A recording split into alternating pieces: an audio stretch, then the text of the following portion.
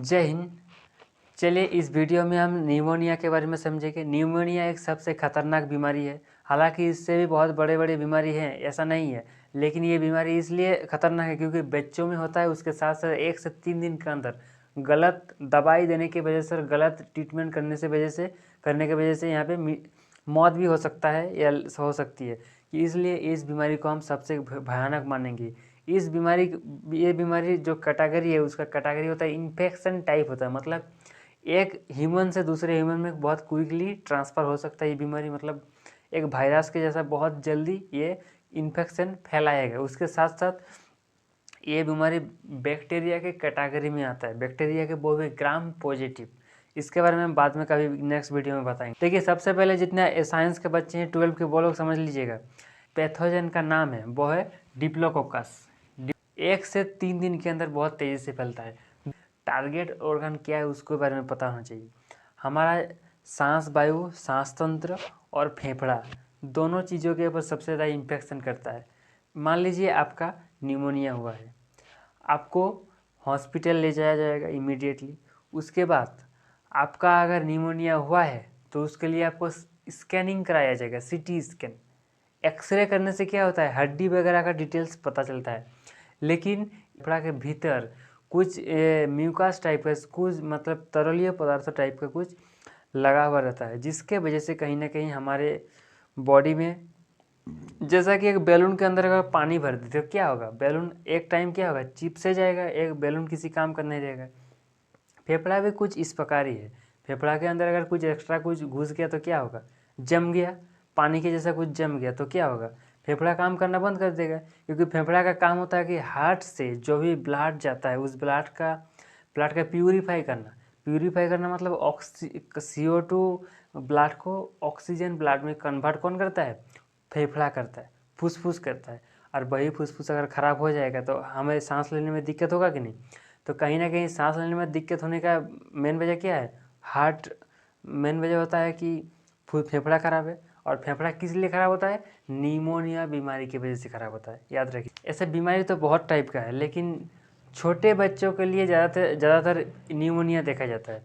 उसको Bronco pneumonia बोलेंगे। क्या बोलेंगे, ब्रोंको निमोनिया। ब्रोंको निमोनिया का मतलब होता है कि छोटे बच्चों में सांस वायु नहीं, फेफड़ा में सबसे ज़्यादा अटैक करना। कोई भी सीजन हुआ सर्दी हमेशा रहता है, सर्दी रहता है, ये आप सबको पता है। अब मम्मी सब क्या करती है, रुमाल से पूछ देती है, बस काम ख़त्म। लेकिन ऐसा नहीं करना चाहिए। आपका सर्दी हुआ है तो मम्मी को क्या करना चाहिए, गरम तेल लगा के या डॉक्टर को दिखा के कुछ भी करके उसको सर्दी 2 से 5 दिन के अंदर ख़त्म करना है। लेकिन सर्दी अगर ज़्यादा रहेगा तो सर्दी हम लोग नाक से निकालते हैं, कॉफ हम लोग मुँह से निकालते हैं। गलती से क्या होगा, थोड़ा थोड़ा करके अंदर घुसता जाएगा, जितना हम निकाल रहे हैं थोड़ा सा घुसते जाएगा। ऐसा करते करते करते करते, और बच्चा तो कभी अपने से निकाल नहीं पाता है। अब कभी कभी कोई कोई बच्चा इतना खचरा है कि वो नाक से निकलने वाले सर्दी को मुंह से खा देता है। बहुत पता नहीं कैसा लगता है, मुझे नहीं पता। अब देखिए खाने से क्या होगा, फेफड़े में घुसने का चांसेस रहता है कहीं ना कहीं। इसके वजह से अगर कुछ कहीं से भी कुछ भी करके बैलून के अंदर पानी घुस गया, मतलब फेफड़े के अंदर अगर इस टाइप का कुछ भी घुस गया है, मतलब समझ लीजिए मामला गड़बड़ है। तो इसीलिए हमें बच्चों के ऊपर ज़्यादा ध्यान देना चाहिए। अगर मम्मी सब अपने हिसाब से अगर इस चीज़ों को नहीं देखेगी कि बच्चा सर्दी ज़्यादा है तो उसको ज़्यादा से ज़्यादा सर्दी ना हो, ठंडा से बचाया जाए, इसके बारे में उन लोग को ज़्यादा खातिरदारी करना ज़रूरी होता है। ठीक है। अब देखो चाइना में हाल ही में 1 महीना के आसपास में बहुत ज़्यादा इन्फेक्शन हुआ है। सबसे पहले बताए थे निमोनिया क्या है, इन्फेक्शन बीमारी, मतलब संक्रमित बीमारी है।